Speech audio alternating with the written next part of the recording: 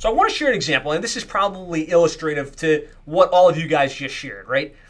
Not knowing who to trust, not knowing what's going to work, the fact that it's constantly changing. And I just want to share an example. One of our clients, Schuler Services, they're based in Allentown, Pennsylvania. It's owned by Greg Joyce. Prior to that, it was owned by his dad, Jim Joyce. And, they had built their business over the years by having a double truck ad in the yellow pages, right? Probably not too dissimilar to a lot of you. That's where customers looked when they needed a plumber. And if you had the double truck ad, you were showing up and you got the calls. And they built a really nice $1 million plumbing business. But somewhere around the mid-90s, they noticed it start to trail off a little bit. Like the calls weren't coming in as quickly. The number of leads to keep their guys busy was starting to trail off.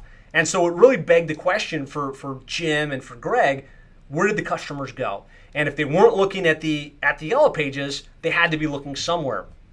And of course, what we know now and what you guys all know because you're sitting on an internet marketing planning session for 2019 was that the customers shifted to the internet, right? We know 97% of customers and consumers use the internet in some way when they're looking for plumbing, HVAC, electrical, or home-related services, right?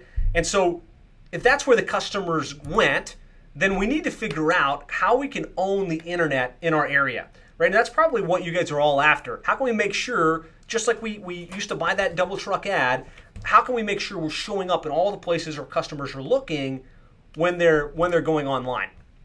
And so what Greg and Jim did, they tried a couple things. The first thing they did was they hired Yellow Pages. So the Yellow Page rep that sold them the double truck over the years came in like they do and sat down and took them to a nice lunch and said, hey, we've moved to the internet as well. We're going to get your internet marketing presence going. We're going to help you tap into those customers that have shifted online.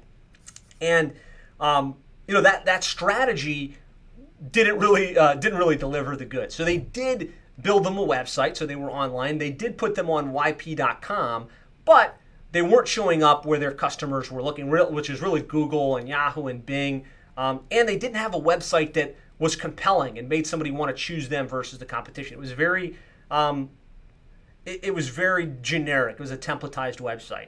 And so quickly they realized this isn't going to work. And so they had to hop ship, and they moved to a very pay-per-click centric approach at that point. One of the big PPC companies at the time, I think it was Reach Local, came in. Look, we got this great call tracking technology. We're going to get your phone ringing off the hook.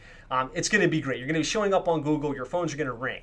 And this strategy actually did work at a limited level. So what Reach Local did was they set up the same site that YP had for them, so it was still very generic. And they also put them in the pay-per-click listings. So they were showing up in paid, but they weren't showing up in organic, where the lion's share of people click. And when they did get to the site, it really didn't make anybody want to choose them versus the competition. And so rapidly they realized no matter what their budget was, it was about enough to cover the expense. So if they did a $2,000 budget, they'd generate about enough to break even on that. If they went to $5,000, they'd generate just about enough to break even on that.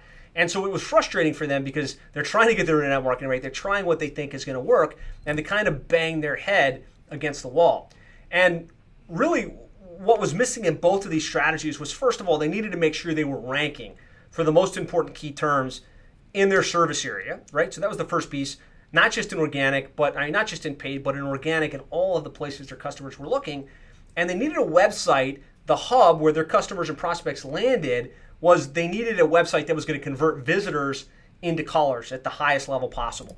And so that's what we were able to do, right? We were able to roll out a website that was really built to convert. And this is a case study. I'm talking about the fact that we did it, but I want you guys to get the potential and the strategy behind it. Whether you choose to work with us or not isn't really the key. The key is the strategy. And so what we did was we rolled out a website that was highly personality centric. So it was pictures of the team, pictures of the truck, good branding, lots of messaging about why somebody would want to choose them versus the competition. And then we made sure that website was optimized for the organic results in addition to the paid listings. So we made sure it was showing up in the maps and it was showing up in the organic listings. And there's lots of things you can do to optimize for organic rankings. And as that started to work, and they started to tap into what we call our digital dominance method, which I'll be explaining to you in depth and helping you figure out of these 8 key initiatives, which are the 3 or 4 that are going to have the biggest impact for you going into the new year, we started to roll this out, right? Making sure there was a good website that was built to convert with strong SEO, good copy, good online reviews with a strategy to get online reviews on a consistent basis, showing up in the paid listings where people were looking for them, leveraging retargeted ads so that when somebody got to the website, they started seeing their banner, right, and then came back to their site. Like tapping into some strategic paid online directories like Angie's List and Yelp.com. Tapping into some of the pay-per-lead services, like in today's market, Google local service ads, Home Advisor, not so much, but definitely local service ads. We'll be talking about more of these as we go. And they started to unpack a really strong strategy to connect with their customers, and then also follow up via email marketing, social media, and even some like printed follow-up thank you cards and things like that to really maximize their potential online. And so let's talk a little bit about the results and what's really possible and really why I'm sharing this example in this case study. Well, they went from, after being several years trying to get this stuff down, like 395 visitors per month, on average 27 calls a month via the internet. This is dating back to like 2013. They ended 2015 with an average of 228 calls per month on like 2,000 visitors. But if we fast forward, to current time, and we kind of look at their overall, they're investing about $8,000 a month in online marketing for 449 leads.